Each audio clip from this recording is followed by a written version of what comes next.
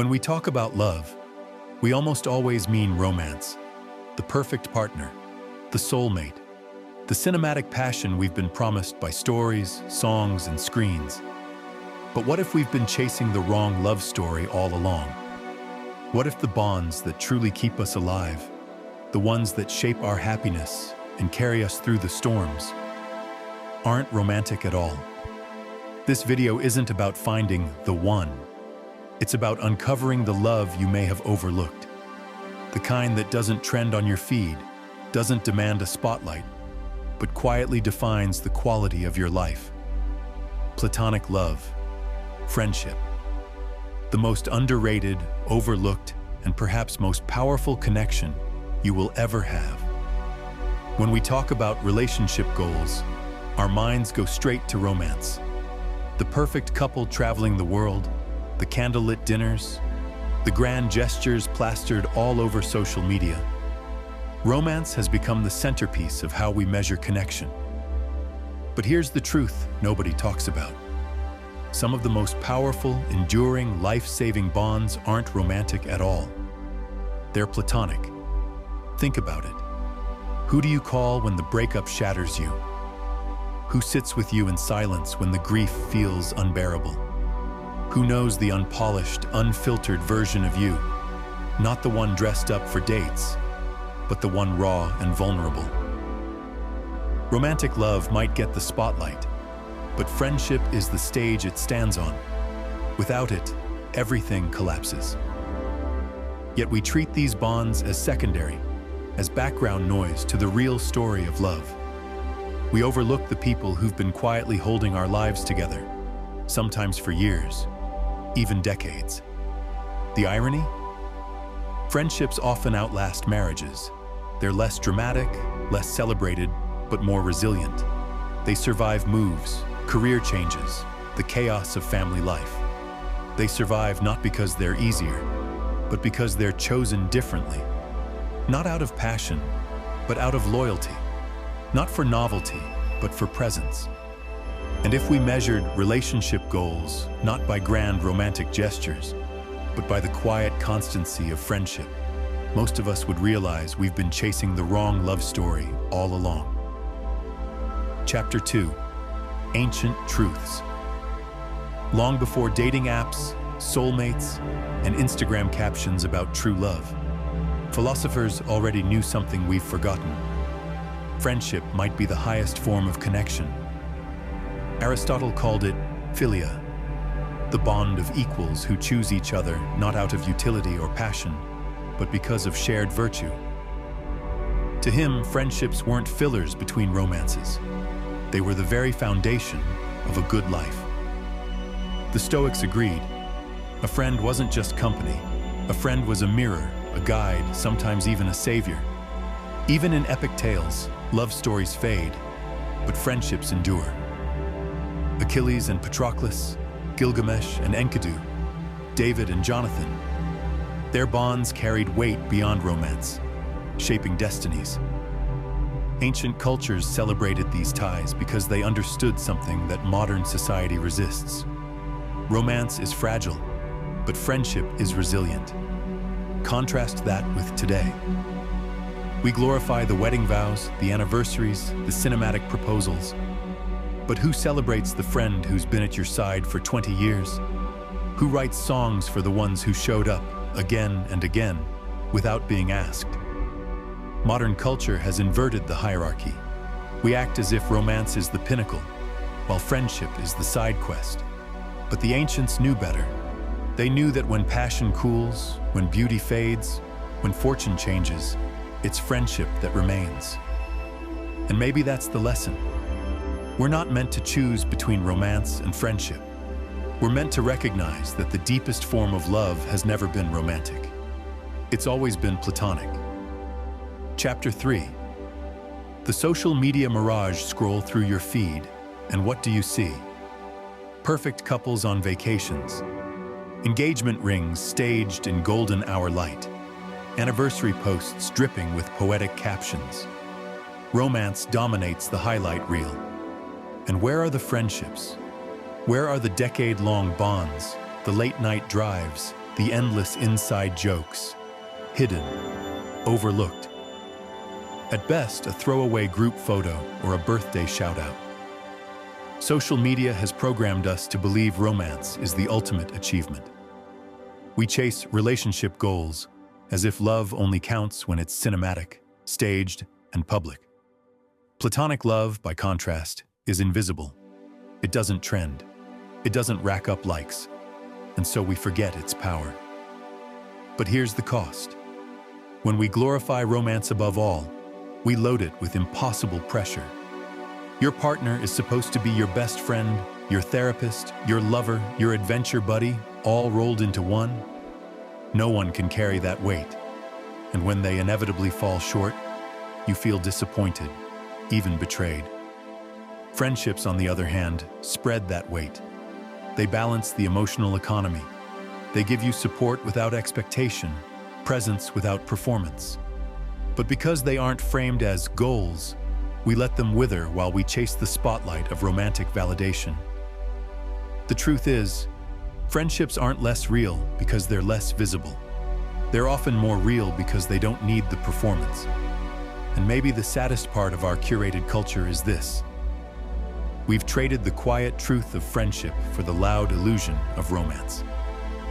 Chapter 4. The Science of Connection. For centuries, philosophers praised friendship. Now science is catching up. The data is clear. Strong platonic bonds don't just make life better, they make it longer. The Harvard study of adult development, one of the longest-running studies on happiness, found that friendships, not wealth, not fame, not even romantic love, are the strongest predictor of health and fulfillment in old age. People with close friends were not only happier, but physically healthier, with lower risks of heart disease, depression, and even cognitive decline. Other studies echo this. Loneliness increases mortality as much as smoking 15 cigarettes a day. Meanwhile, having just one close friend dramatically improves resilience against stress and trauma. Platonic love isn't optional, it's survival. And yet, we keep underestimating it. We pour endless energy into romantic relationships. Date nights, couples therapy, anniversaries, while treating friendships as secondary, optional luxuries. But friendships may be the very scaffolding that holds up our mental and emotional stability when romance falters. Here's the irony. We chase longevity through diets, fitness, and supplements. But the science says the simplest prescription is this. Call your friend. Show up for them. Nurture the bond. Because those bonds are medicine. Romance may thrill, but friendship heals. Romance can end abruptly, but friendships often endure, weaving a safety net that no algorithm, no self-help trend, and no fleeting romance can replace. Platonic love isn't just meaningful, it's biological necessity. Chapter 5. When friendships fail. If friendships are so vital, why do so many of us lose them? The truth is simple and brutal. We neglect them. Romance demands attention. It comes with rituals, anniversaries, date nights, public milestones. Friendships don't. They rarely come with ceremonies or obligations. There's no legal contract, no vows before family. And so they fade quietly, often without conflict. Not because of betrayal, but because of silence. We get busy. We prioritize careers, partners, children. And one day we look up and realize the people who once carried us through our darkest nights are now strangers with familiar faces. The cost isn't immediate, but it comes later, when life inevitably tests us.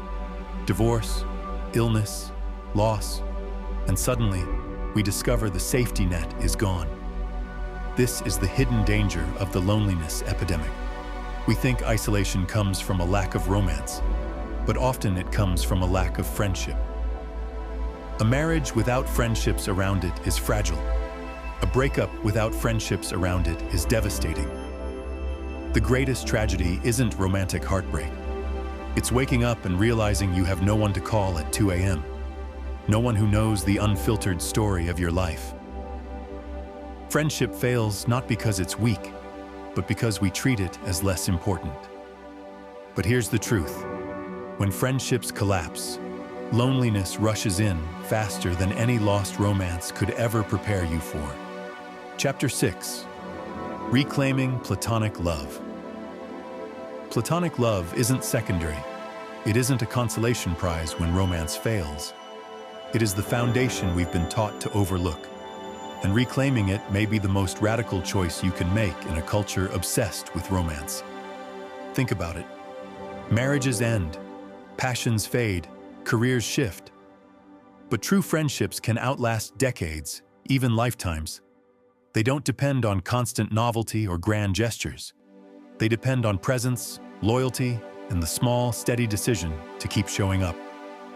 The truth is, friendship deserves the same reverence we reserve for romantic love. It deserves anniversaries, rituals, celebrations. It deserves intention. Because a friend who stands with you through storms, through grief, through failure, that's not just a friend. That's family, chosen freely. Reclaiming platonic love means changing the story. It means realizing your greatest love story might not be a romance at all. It might be the person who carried you through your darkest nights, who knows your unpolished truth, who never needed a spotlight to stay. Romance may thrill, but friendship endures. Romance may feel cinematic, but friendship is what gives life its meaning in the quiet spaces. So ask yourself, who have you overlooked? Who deserves the same energy you pour into romance? Who has been holding you up without applause? Because maybe the most important relationship goals aren't about falling in love. They're about never letting go of the ones who never let go of you. Final words. Most people chase the love that fades. Few protect the love that endures. If this video made you think of someone, a friend who's been there in silence, in laughter, in loss, don't let them remain in the background of your story. Message them. Call them. Tell them what they mean to you. Not tomorrow. Not later today. Because friendships survive neglect only for so long. And here, right now, I want you to do one more thing. Type the word anchor in the comments below. Not for me, for them. For the friends who have carried you, grounded you, kept you steady when everything else fell apart? Because romance might light the fire, but friendship keeps it burning through the storm.